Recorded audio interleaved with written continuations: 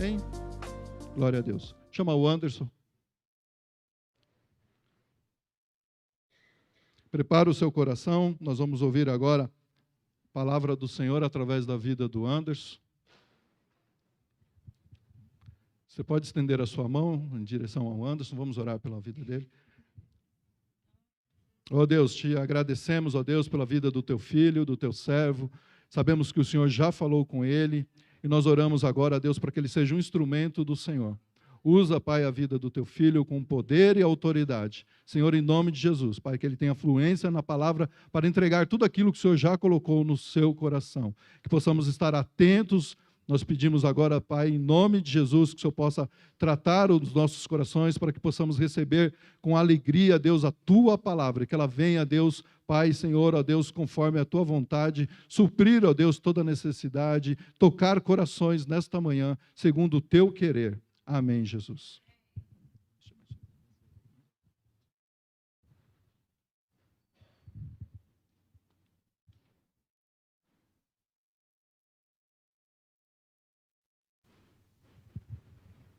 Amém. Bom dia, igreja. Que a paz esteja com todos. É muito bom estar com vocês e dessa vez em um momento diferente, né? É uma alegria poder compartilhar com vocês algo que Deus tem falado nos nossos corações. Hoje nós vamos falar um pouco sobre o tema vamos conversar hoje a idolatria. Nós conversamos no acampamento dos jovens e adolescentes e foi muito bom. E o Edmilton falou assim, olha, tem que trazer domingo na igreja. Opa, uma responsabilidade maior, né? Mudar um pouco, trazer para a igreja. Mas eu creio que Deus pode falar ao seu coração. Amém? Eu quero que você esteja aberto àquilo que Deus vai fazer no seu coração. A minha oração é para que nós hoje possamos dar liberdade ao Espírito Santo. Não fique preso a quem está falando ou preso ao que vai acontecer. Deixa Deus falar ao seu coração, deixa Ele ministrar, se joga na presença dEle, deixa as coisas acontecerem. Amém? Vamos ficar em pé?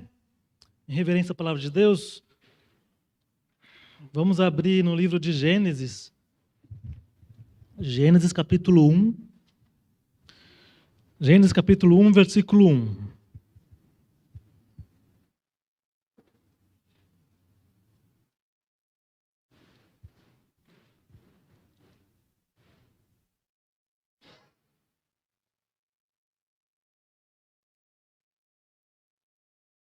Gênesis capítulo 1, versículo 1. É fácil de achar, né? Diz assim: no princípio, Deus criou os céus e a terra. Deus criou os céus e a terra. Agora vai para o versículo 26. Pula para o versículo 26. Ainda no capítulo 1. Então disse Deus: façamos o homem à nossa imagem, conforme a nossa semelhança. Domine ele sobre os peixes do mar, sobre as aves do céu, sobre os grandes animais de toda a terra, e sobre todos os pequenos animais que se movem rente ao chão. Agora no versículo 31. Diz assim: e Deus viu tudo o que havia feito, e tudo havia ficado muito bom. Amém? Deus é um Deus perfeito. Deus criou todas as coisas. E Deus, no final das coisas, quando ele acabou de criar, ele olhou para tudo que ele havia criado e disse: ficou muito bom. Amém? Vamos orar? Deus, que o Senhor possa ministrar nossos corações nesta manhã. Nós queremos te dar total liberdade, Pai, para que o Senhor trabalhe e ministre em nossos corações. Deus, o Senhor fale conosco. Possamos estar sensíveis à Tua voz nesta manhã, Pai. Em nome do Senhor Jesus, meu Deus. Nós queremos abrir agora nossos ouvidos. Abrir nosso coração para que o Senhor venha e ministre em nós. No nome do Senhor Jesus, Deus. Amém. Amém? Os irmãos podem se assentar.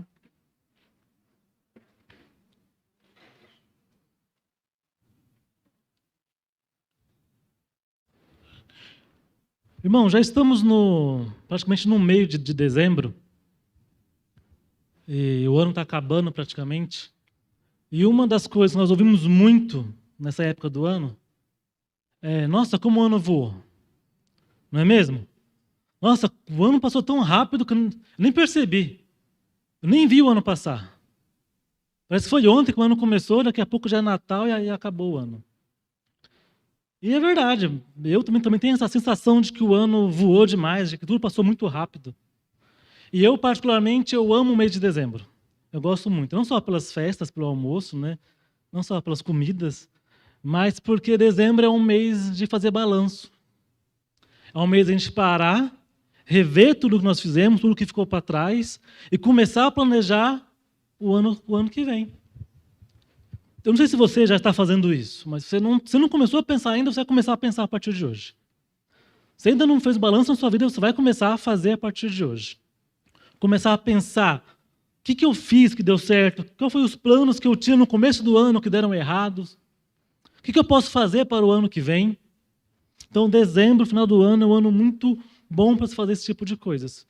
E a Bíblia, ela não é contra isso. Pelo contrário. Nós temos vários versículos na Bíblia que falam sobre isso, para fazer planos, calcular. E um deles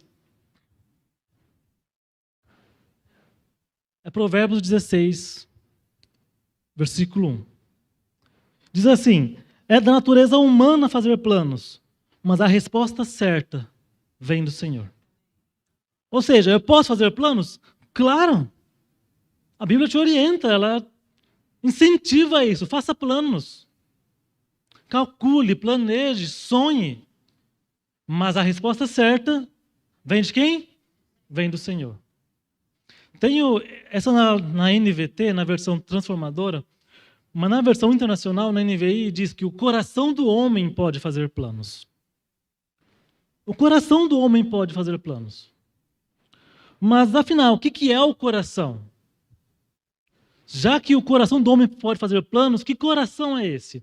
E essa palavra, coração, em hebraico, não vou falar agora a pronúncia da palavra, porque eu não quero aqui passar vergonha, mas ela quer dizer, o que ela significa, o nosso coração é um lugar de desejos, lugar de emoções e paixões, lugar de pensamento. Ou seja, quando eu falo em pensamento, eu também estou falando do coração. Essa palavra coração na Bíblia não é aquele coração que a gente vê nas vitrines no Dia dos Namorados, não é aquele coração emotivo, aquele coração apaixonado, não se resume a isso. Mas coração na Bíblia vai muito além do que isso. Também é paixão, também é emoção, também é sentimento, mas também é pensamento. O que para nós muitas vezes é a razão, é a mente, na Bíblia fala de coração. Quando lemos coração na Bíblia, fala de pensamento, de razão.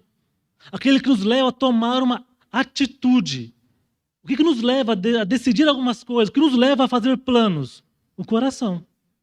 Então, o coração é lugar de desejo, de paixão, de emoções, mas também é lugar de razão, de pensamento.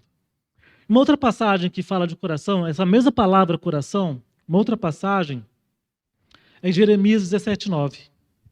Olha o que diz: o coração, o mesmo coração que faz planos, o coração é mais enganoso que qualquer outra coisa e sua doença é incurável. Quem é capaz de compreendê-lo? Como que é o coração do homem? É enganoso. Tem uma coisa que os jovens guardaram no acampamento, é que o coração é enganoso. Pode perguntar tudo para eles, qualquer coisa do acampamento. Tem certeza que vai sair que o coração é enganoso. Talvez esqueceram um monte de coisa, mas eu acho que o coração enganoso está lá. Eles sabem disso. Então, o coração humano, o coração do homem, ele é enganoso. E sua doença é incurável. Agora, quando eu leio Jeremias 17, eu começo a entender por que em Provérbios fala que o coração do homem pode fazer planos, mas a resposta certa vem de quem? Do Senhor. Por que a resposta certa vem do Senhor? Porque o coração é enganoso. Eu posso me enganar nos meus planos. Eu posso me enganar no meu coração. Ele é enganoso, ele é egoísta. Por isso que a resposta certa, ela vem do Senhor.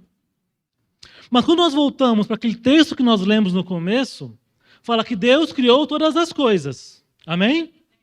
E depois que Deus acabou de criar, ele olhou para tudo aquilo, o que Deus falou? O que Deus pensou? Era muito bom. Viu Deus que era muito bom. Então, como que algo que era muito bom se tornou enganoso? Como que algo que era muito bom se tornou egoísta, calculista, egocêntrico? Como que isso aconteceu? E aí nós vamos ainda em Gênesis, quem puder abrir, no capítulo 3. Antes do 3, eu queria ler no capítulo 2.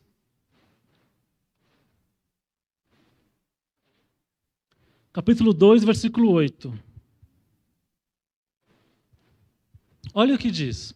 Gênesis 2, 8.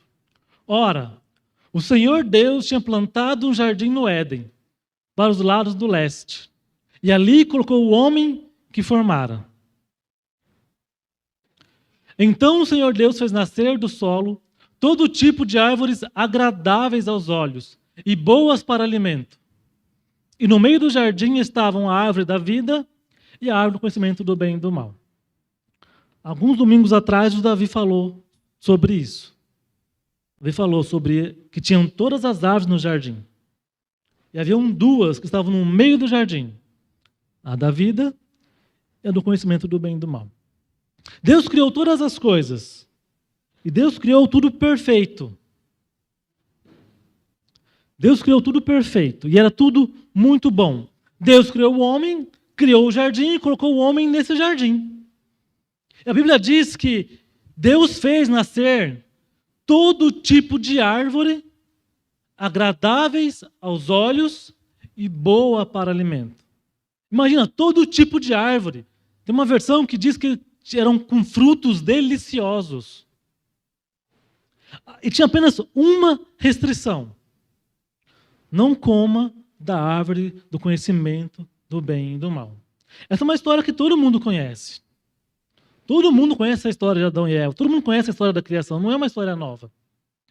Deus disse para Adão e Eva, comam de tudo, sejam livres, coma à vontade, livremente, de todas as árvores, de todos os frutos. Apenas uma, não coma. Porque se você comer, certamente morrerá. Certamente você vai morrer. Então dessa você não coma. Só que o que acontece? Surge um personagem na história. Um personagem muito astuto no meio da história. E Gênesis capítulo 3, versículo 7. Vamos ler?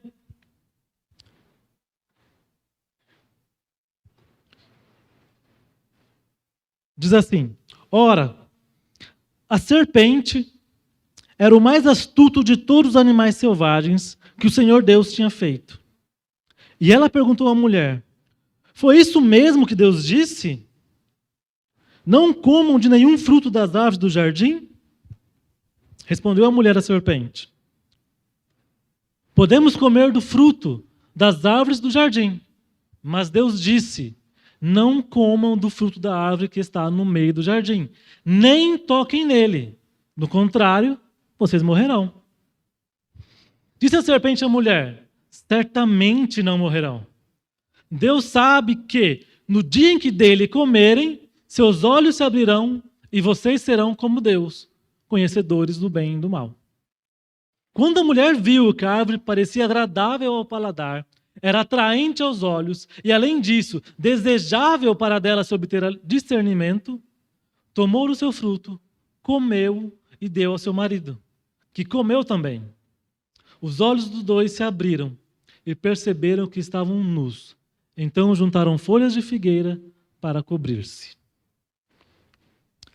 A serpente chega para Eva e ela diz assim, e ela era muito astuto, muito astuto.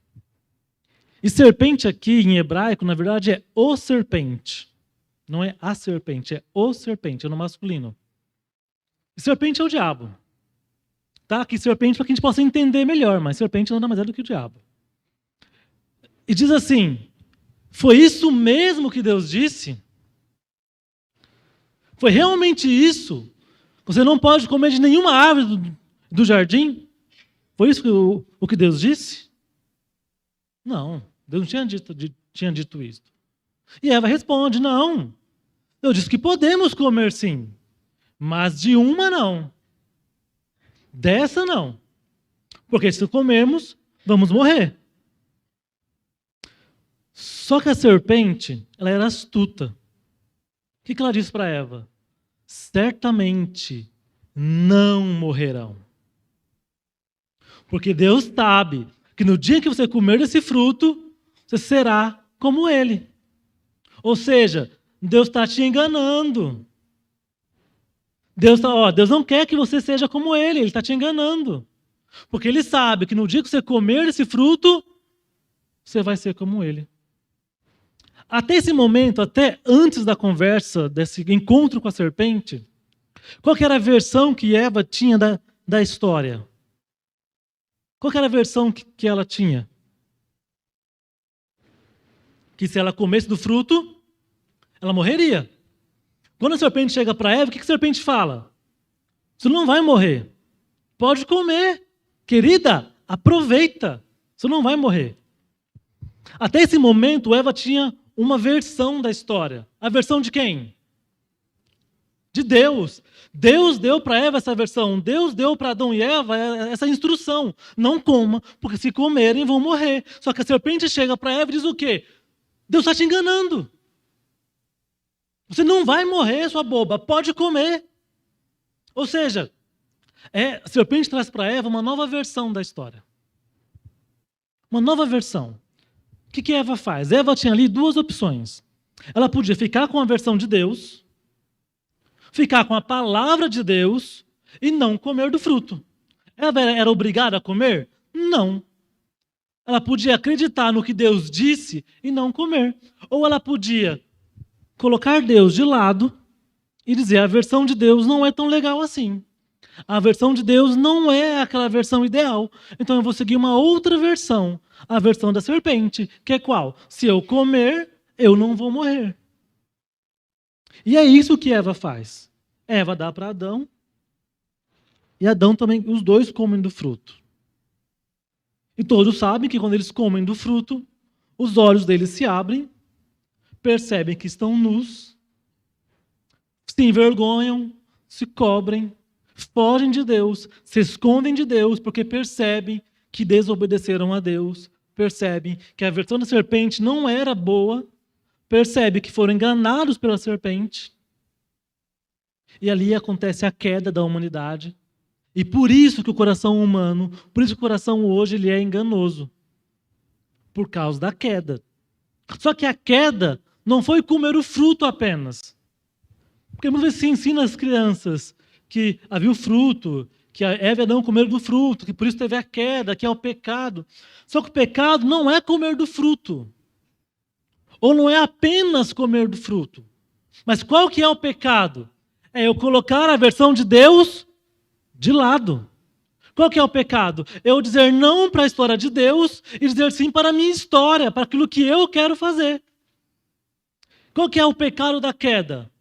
Colocar Deus em um cantinho e dizer, na minha vida você não manda, mando eu. Na minha vida eu escolho o que eu vou fazer. Eu não quero a sua versão, eu quero a minha versão. Eu quero a minha história. Eu quero o meu governo. Esse é o pecado da queda. É muito mais amplo do que simplesmente comer do fruto. É uma história linda, fantasiosa. Um fruto, eu comi do fruto, o Adão comeu do fruto e pecamos. A história não é linda, não é bonitinha, porque não é o fruto o pecado. O pecado é a desobediência. O pecado é colocar Deus de lado e se autogovernar. E isso é idolatria. Idolatria é quando eu faço uma substituição. Eu tiro Deus e coloco outra coisa no lugar. Muitos acreditam que idolatria é adorar imagens, esculturas, adorar outros deuses. Mas idolatria vai muito além disso. Idolatria é quando eu digo não para Deus e digo sim a qualquer coisa que não seja Ele. É quando eu faço uma substituição. E aí, eu posso colocar diversas coisas no lugar de Deus. Diversas coisas eu posso colocar. Pode ocupar o lugar de Deus. E eu vou dar alguns exemplos. Por exemplo, um pai que idolatra o seu filho. Porque muitas vezes nós pensamos que idolatria são só coisas ruins ou desnecessárias. Mas muitas vezes idolatramos coisas boas e importantes na nossa vida, mas que também ocupam um lugar que não lhe é devido, ocupa o lugar de Deus. Então coisas boas, importantes, se estiverem ocupando o lugar errado, também podem ser ídolos, também pode ser idolatria. Um pai que idolatra o filho. O pai não faz nada sem o filho. Um pai que não vive sem a aprovação do filho, sem o filho. Não deixa o filho fazer nada, ir para longe, porque tem que estar perto, tem que estar junto, gasta tempo, investe dinheiro, investe tudo na vida do filho. Não confronta o filho, não diz não. Pode ser uma idolatria. Porque um ídolo, ele exige um sacrifício. Sacrifício de tempo, de dinheiro. Você se doa por aquilo, se entrega por aquilo, mais do que para Deus. Mais do que para Deus. E pode se tornar um ídolo. Quando você se entrega muito mais para o seu filho do que para Deus, repense. Repense. Quando você não consegue falar não para o seu filho, quando você não consegue contrariar o seu filho, quando você não consegue viver longe do seu filho, repense. Ele pode estar ocupando um lugar que não é dele. E a culpa nem é dele. É sua. Um outro exemplo, uma profissão, uma carreira. Tem gente que se doa tanto para o trabalho, tanto, que Deus fica de lado. Que a profissão, a carreira é tão importante, a busca pelo sucesso, a busca é tão importante que aquilo que Deus deseja fica de lado. Eu não falo de momentos, de fases. Tem fases que você precisa se dedicar mais no trabalho. Tem fases que você precisa se dedicar um pouco mais, demanda um pouco mais de tempo no trabalho. Existem fases. Tem pessoas que estão há 10, 15, 20 anos só trabalhando, e não conseguem viver, não tem vida, não tem qualidade de vida, porque só pensa no trabalho, na carreira, no sucesso, aquilo que quer alcançar. Repense. Pode estar ocupando o lugar que não é devido. Um outro exemplo, o dinheiro. Se você guarda o seu dinheiro de uma forma tão... Você não pode investir em ninguém, abençoar ninguém, ou então você quer gastar, você quer ganhar tanto, uma ambição desenfreada, que você busca o impossível para conquistar o dinheiro manda na sua vida, o dinheiro é o seu Deus, é idolatria. O dinheiro por si só não é uma coisa ruim. O errado é o amor que depositamos ao dinheiro, a forma como lidamos com ele, porque ele pode ser um ídolo em nossas vidas. Quer um outro exemplo? Uma autoimagem, a aparência.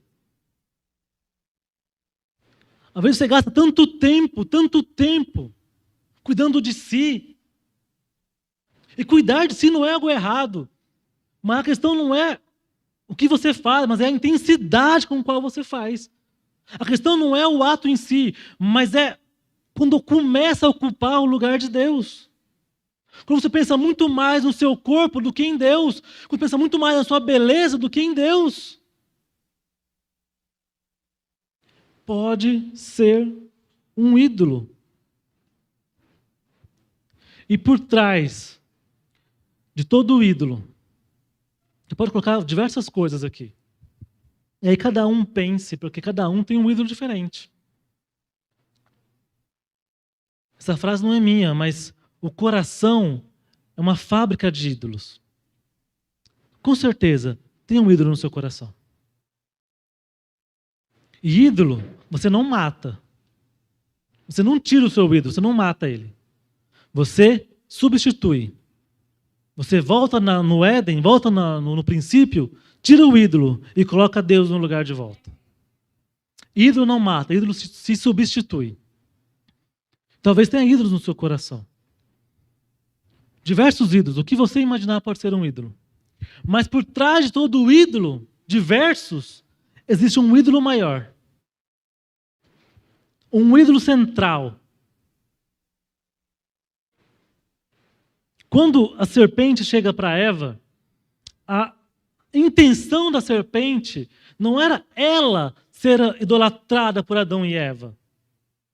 Quando a serpente entra no jardim e começa a conversar com Eva, a ideia da serpente não era que Adão e Eva adorassem ela.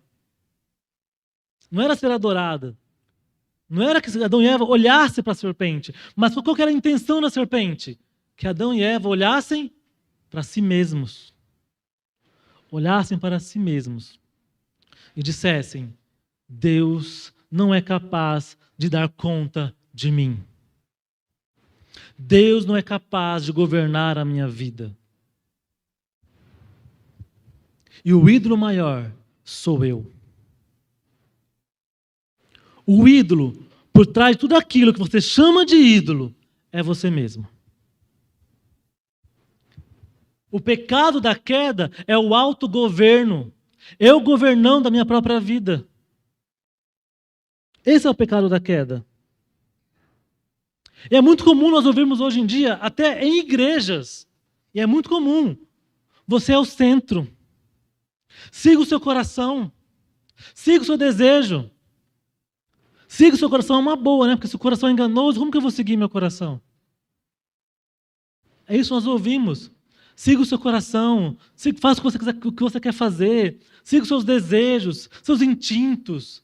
Viva, seja livre. Pecado da queda. E isso que a serpente disse para Eva. Bobas, come do fruto. Siga seu coração. Esse é o pecado da queda. E muitas vezes nós estamos dentro da igreja, servindo a Deus, mas quem está sentado no trono não é Ele. Somos nós mesmos. Eu estou no trono. Eu venho na igreja, eu oro, eu louvo a Deus, eu sirvo, tenho ministério, mas quem continua no trono sou eu. E o último exemplo que eu vou dar de ídolo, talvez muitos não saibam, talvez você não saiba, mas até Deus pode ser o seu ídolo. Como? Se idolatria é colocar alguma coisa no lugar de Deus, como que Deus pode ser o meu ídolo? Deus pode estar sendo o seu ídolo. Você pode estar, ao invés de estar adorando a Deus, você pode estar idolatrando a Deus. Porque idolatria não é igual a adoração.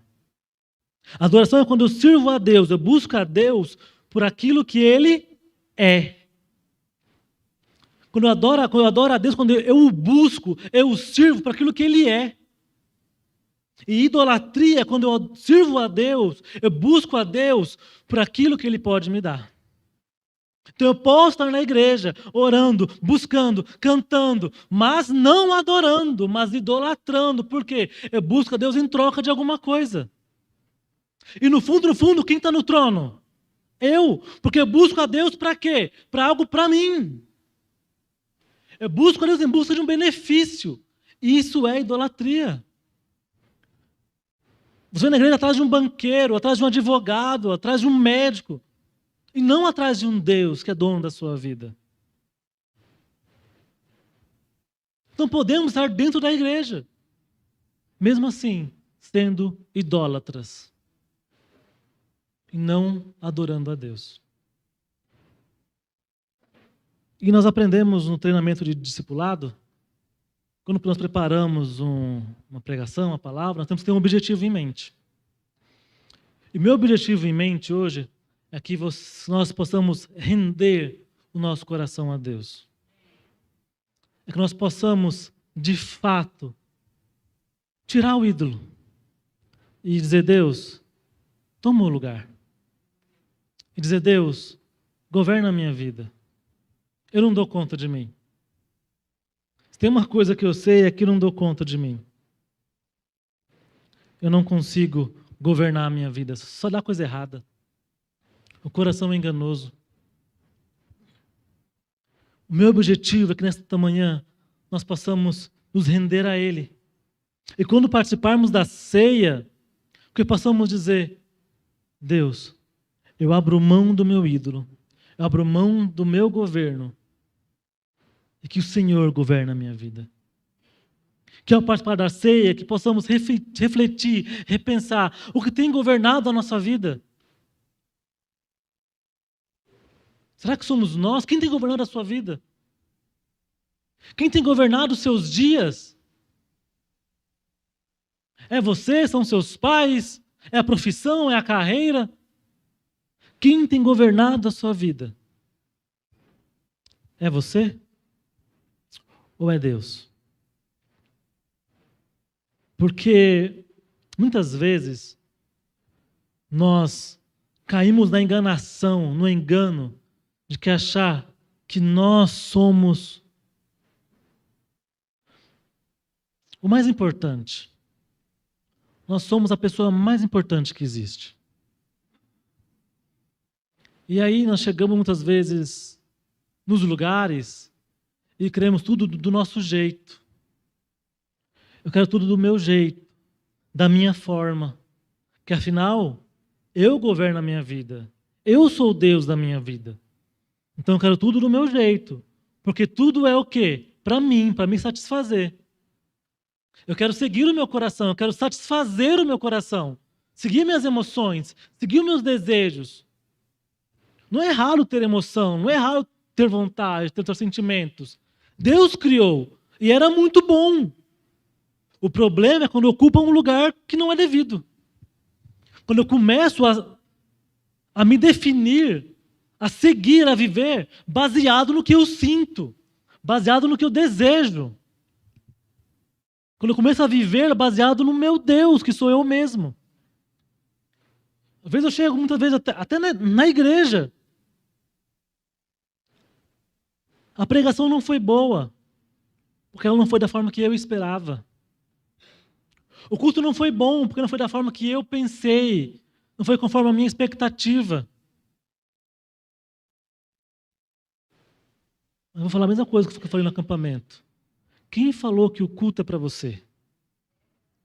O culto não é para você, meu irmão. O culto é para Deus. Não é para satisfazer os seus desejos. Aí você chega, o ar-condicionado não está na temperatura ideal para você. Então tem que mudar. As luzes não estão legais. Vamos mudar. O louvor não está legal. Vamos mudar. Porque você está olhando de acordo com aquilo que você pensa, que você acha, que você deseja, mas não é para você. Você não é Deus deste lugar. Deus é o dono deste lugar. E é para Ele o culto, não é para você. E não só na igreja, mas em todos os lugares. Muitas vezes achamos que nós somos o rei, achamos que tudo tem que agir, tem que estar conforme nós queremos, nós desejamos. Não é conforme eu quero, é conforme Deus quer. Eu não estou dizendo que não tem que haver ajustes. Ajuste tem que haver em todos os lugares, inclusive aqui na igreja. A questão é quem está acima, você ou Deus? Essa é a questão. Quem ocupa o seu coração, você ou Deus? Essa é a questão.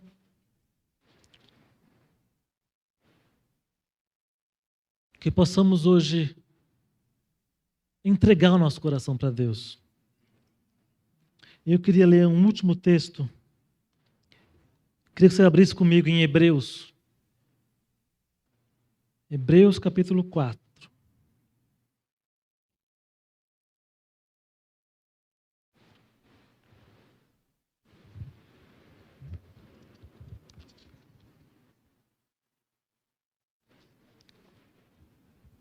Hebreus capítulo 4, versículo 12.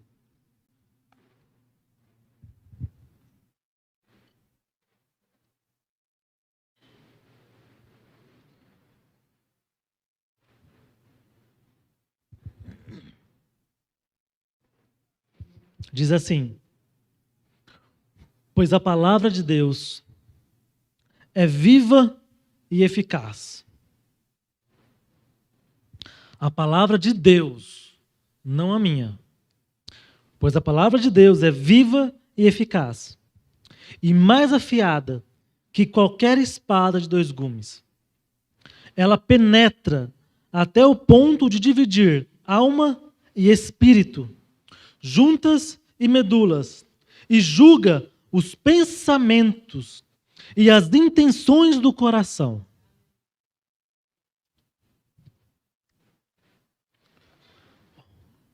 O único capaz de analisar o seu coração é Deus. Nós não somos capazes de analisar o nosso coração. Porque nós analisamos o nosso coração através de nós mesmos. E o nosso coração, ele é enganoso. Então nós vamos se auto-enganar. A única forma de ter certeza de que estamos verdadeiramente adorando a Deus é através da palavra dele. Somente a palavra dele é viva e eficaz e mais afiada que qualquer espada de 2 gumes. Só ela é apta a penetrar o nosso coração e julgar os nossos pensamentos, nossas intenções, nossos sentimentos, emoções. Só ela é capaz disso. Então que possamos dar liberdade para ele agir. Possamos permitir que ele fale aos nossos corações. Que possamos hoje, nesta manhã, substituir este ídolo e colocar Deus no lugar. Que possamos não mais fazer como Adão e Eva fizeram. Que a gente não coloque Deus de lado, não coloque Deus de cantinho e dizer que eu governo a minha vida. Deus não quer estar no cantinho da sua vida. Ele quer governar a sua vida, porque só Ele tem palavra de vida eterna. Só Ele tem vida para você. Somente Ele. Só Ele é capaz de dar conta da sua vida. Eu não dou conta da minha vida. Eu não sou capaz de governar a minha vida. Somente Ele é capaz disso. Então possamos nesta manhã entregar a Ele todo o governo. Deixar que Ele ministre nossos corações. Amém? Vamos ficar em pé? Eu queria orar por vocês.